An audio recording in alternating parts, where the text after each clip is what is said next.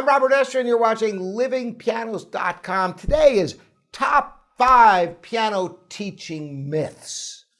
Okay, I've got these for you, and they're really interesting. The first one is interesting because there's some truth behind it in a way, and that is great teachers don't take beginners. And you know what? When you look at some of the greatest piano students coming out of music conservatories, those teachers, they don't take beginners.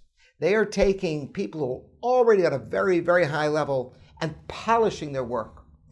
I sometimes describe this type of teaching more as coaching, because they're already taking somebody who can play on a very high level. If they're doing master's or doctoral work at a major conservatory, they're not showing them, the most fundamental things most of the time.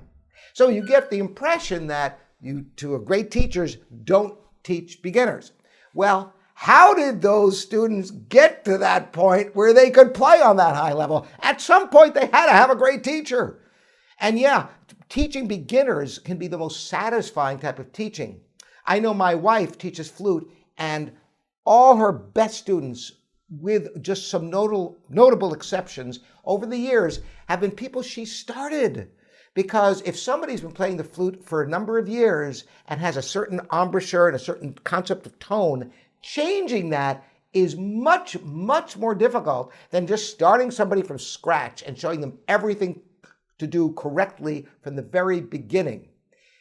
Teaching beginners, I can't tell you how many times I've gotten students from other teachers, and the first lesson is such an eye-opener for them, and they feel like, oh my gosh, I've wasted all these years because nobody ever showed me how to practice before. So it can be a very sad thing.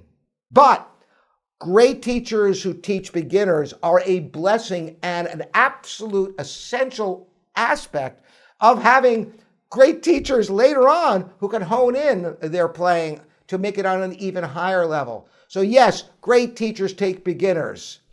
Thank goodness for that. Next one, every other week lessons don't work. You know what's really funny? Before I started teaching online, I had that misconception that I thought that it would never work. And the reason is that in the past, it seemed that students who had lessons every other week would lose consistency, because if they missed a lesson, then it's a month between lessons. And the other thing is trying to gain continuity when you only see them twice a month. But since I've been teaching online, my Fridays, I teach students every other week, and they're doing great. I love teaching them. They all take it seriously. They are there religiously every other week. And, it gives them the time to prepare. So I stand corrected. Every other week lessons absolutely can work. You have to have a committed student, because if it's somebody who needs motivation, not self-motivated, it's not going to work, because they're going to go, oh my gosh, 10 days have gone by, I got my lesson, I haven't touched the piano. Good luck with that, right? So obviously you need the right situation, a more serious student who gauges their time, is working on repertoire, but it absolutely can work. Okay, next one, and this one, I want to get your comments on this one, which is great teachers are strict. And I know there are a lot of parents out there who want a really good teacher for their kids.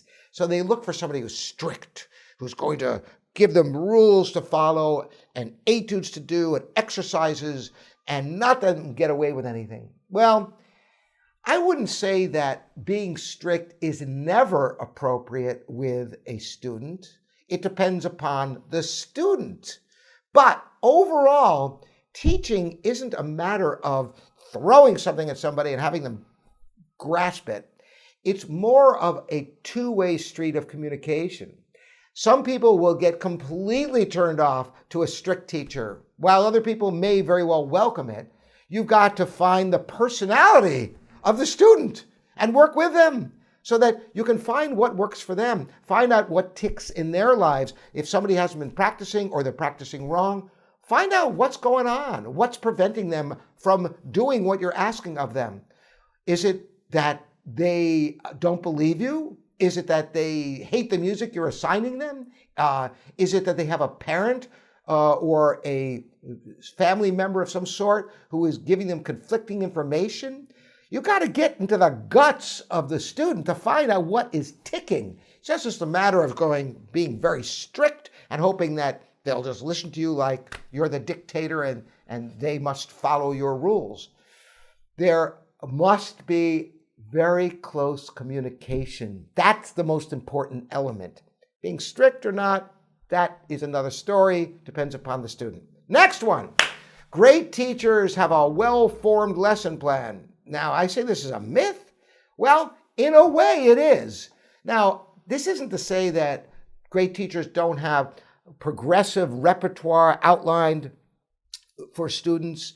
That they are missing what techniques must be studied, what theory has to be covered.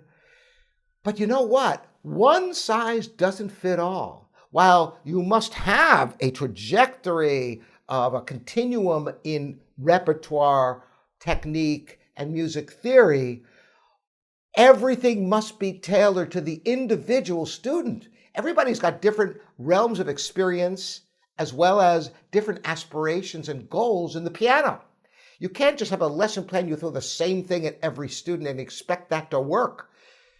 Teachers must listen to their students as much as the students listen to the teachers to get the most out of the experience.